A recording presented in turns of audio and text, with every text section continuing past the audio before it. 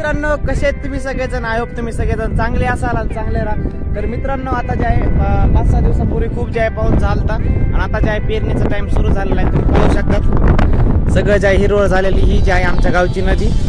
आणि आपल्याला जे आहे सोयाबीन पेरायचं तर त्याच्यासाठी जे आहे आपण बी घेऊन आणलं. इथं पाहू शकता तुम्ही की आपलं बी सोयाबीनचं त्याचं गाडीवर बी घेऊन आणलं. आणि समोर जे आहे ट्रॅक्टर आहे आणि तिकडं आपलं रान आहे. तर आपल्याला जे आता हे बी ते टाकून जे शेतामध्ये पेरण्यासाठी जायचं. तर मित्रांनो, ब्लॉग बघा आपला शेवटपर्यंत. आणि आमच्या गावाकडची पेरणी कशी असते ती देखील तुम्ही नक्की बघा. तर चला,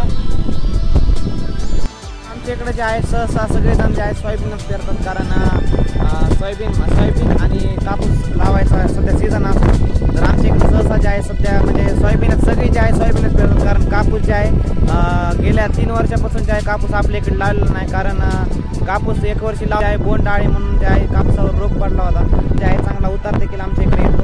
तर मित्रांनो, आम्ही देखील जे आहे सोयाबीनच पेरणार आहोत. सगळ्या रानात आम्ही जे आहे सोयाबीनच पेरणार आहे. तर बी आणि खत जे आहे ते आपण घेऊन आलेलो. तर आपल्याला जे आहे वरच्या रानामध्ये जाऊन तिकडं आपल्याला पेरायचं आहे. तर सगळ्यात पहिल्यांदा आपण ट्रॅक्टरमध्ये जे आहे ते टाकून घेऊयात आणि जाऊयात वरच्या रानात.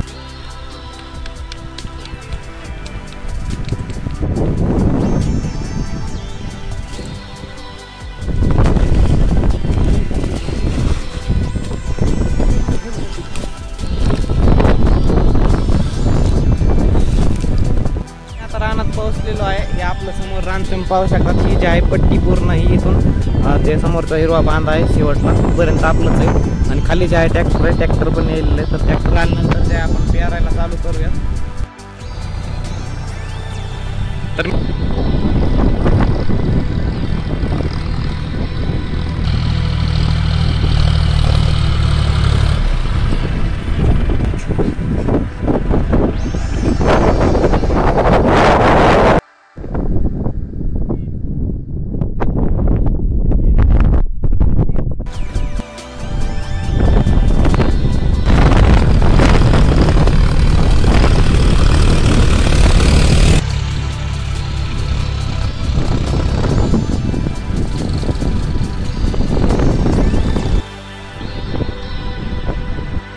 तर मित्रांनो, आता जे आहे सगळं आपलं पेरायचं झालेलं आहे. आणि तुम्ही पाहिलं असेल आपलं रान तिथं ते जे आहे सगळं पेरणी ते झालेलं आहे. तर मित्रांनो, आता जे आहे खूप ऊन पडलेलं आहे. तर आता मी आता चाललोय घरी.